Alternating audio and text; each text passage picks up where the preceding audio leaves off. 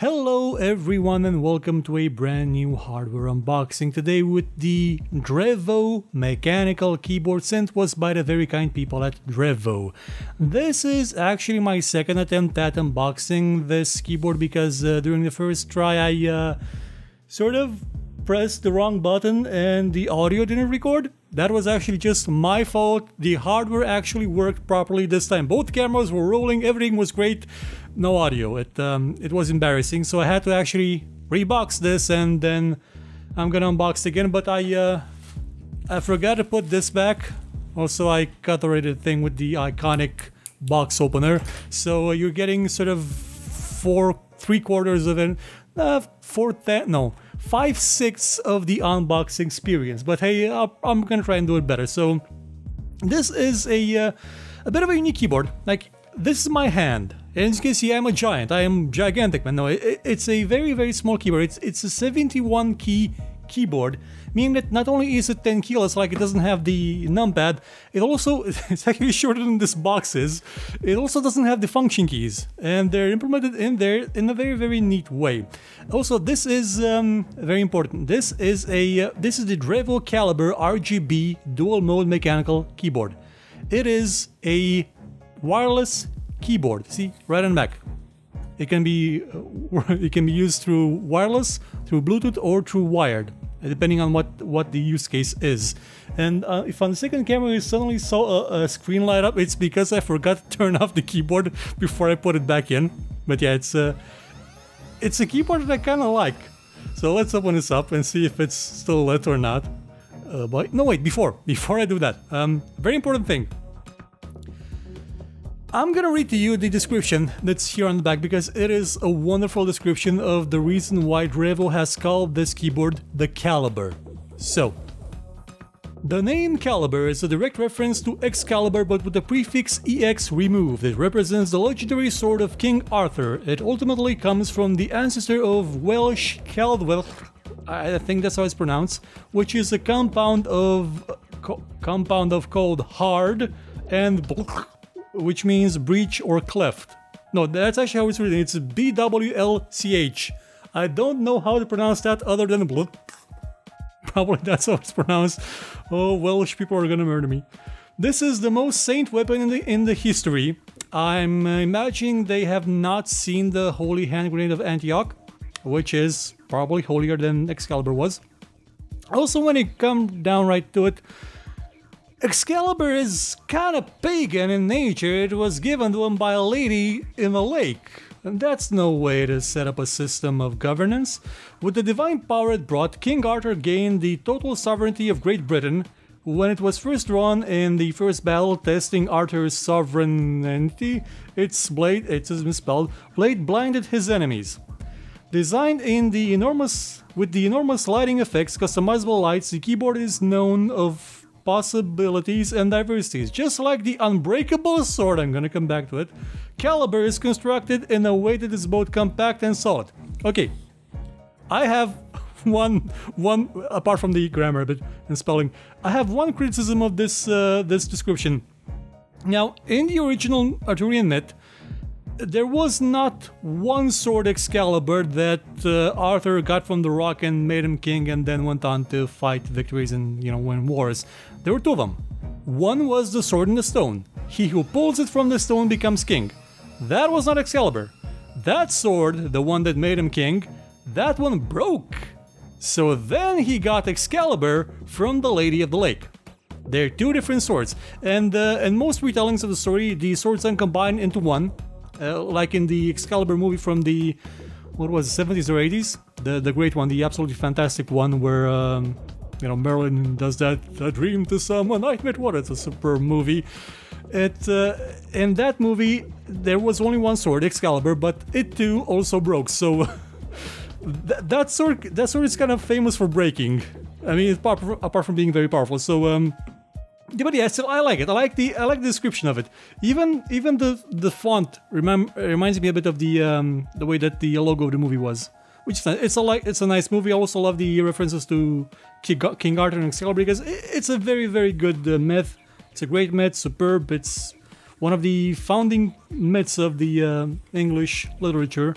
and probably world literature now. So I like the inclusion. So let's take this out. Okay, so it's still working. Okay, good, good, good. First we have this. This is a tool used to pull the keycaps. And at first I thought that this may be a tuning fork. But no, I think this actually does carry a tune a bit. This is actually, I believe, used to pull out the keys themselves, the switches themselves, in case you want to switch them out to something else, because this does come with a lot of variants. We asked specifically for one that has red switches, red cherry switches. Actually, they have cherry switches, if I'm not mistaken, red ones, because we've never had a keyboard that actually used red switches. We've had browns, blues, greens. Well, kind of think of it. All the keyboards we've ever tested had brown and blue switches. Huh. So yeah, it was very nice for the people at the Drevo to send us a keyboard with red switches. Also, it has this cable, which is used to connect it to devices that, you know, do not have Bluetooth, but have USB. So you can use it on a computer if you want to, or, I don't know, on a phone. And what else? What else? Okay, we take this out now. This is a thingamabob that covers the face of the keyboard and the keyboard itself, which is still turned on, I believe.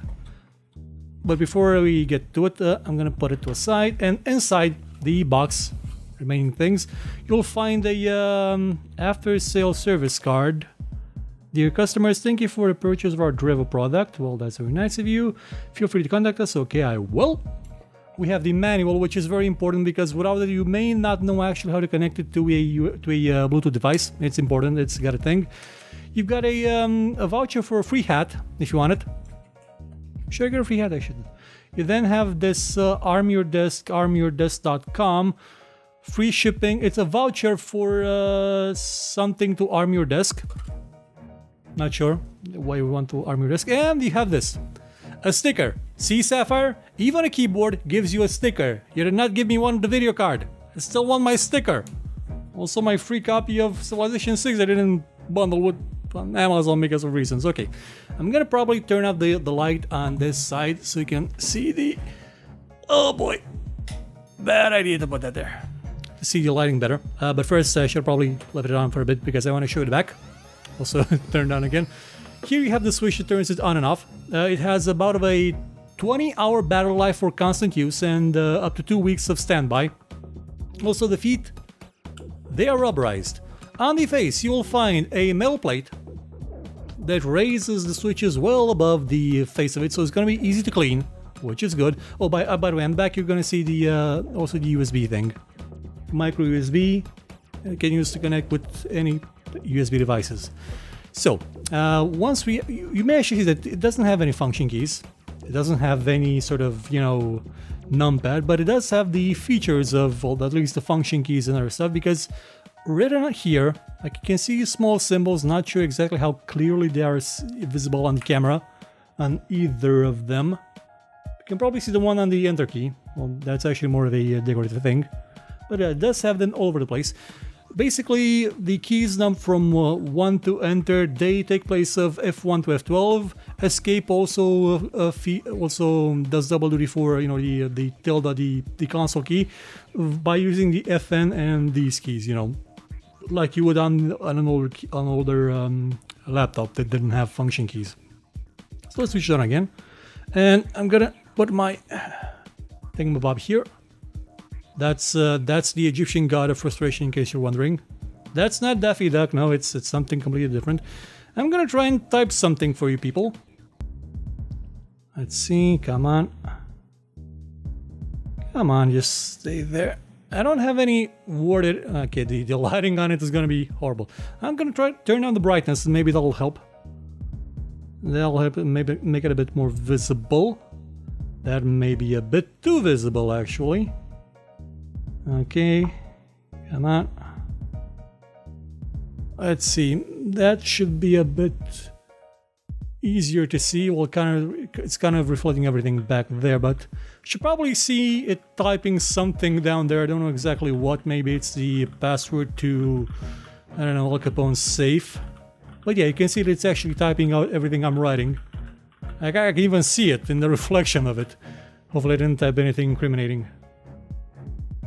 Okay, it's still typing, so there's a delay. I'm not sure if it's because of the Bluetooth or because Google Docs is kind of slow. I'm gonna see about that in the actual full review. Okay, closing that down. Should probably also turn off Bluetooth. If you want to actually connect it, you're gonna have to keep... the thing I like, it can be connected simultaneously to 3 devices. Like, you can see that under Q, W, and E, it has the Bluetooth icon. You can probably see it somewhere around here, yeah, 3 icons. And that means it has basically 3 different devices can be connected to at the same time, or you can switch between them. And it'll give you a bit more flexibility than you would just by having one single profile. I'm going to turn this back on, both of the phone I mean, and I'm going to show you a bit of the features in terms of lighting. You can set it to have a solid color, you can have it set it to have this scrolling feature, which is kind of nice. Probably this camera will see it better on account of its worse. See this. Forgot actually what this did. Oh yeah, this scrolls the entire thing. You can change the speed, just like you could on the other ones. See, it doesn't really blend from color to color, but they are very, very solid and very, very bright. Reminds me a bit of the Habit keyboard I sent to Raul, which is nice. Slow down, increase brightness, decrease brightness. See what this did. This is back to that one.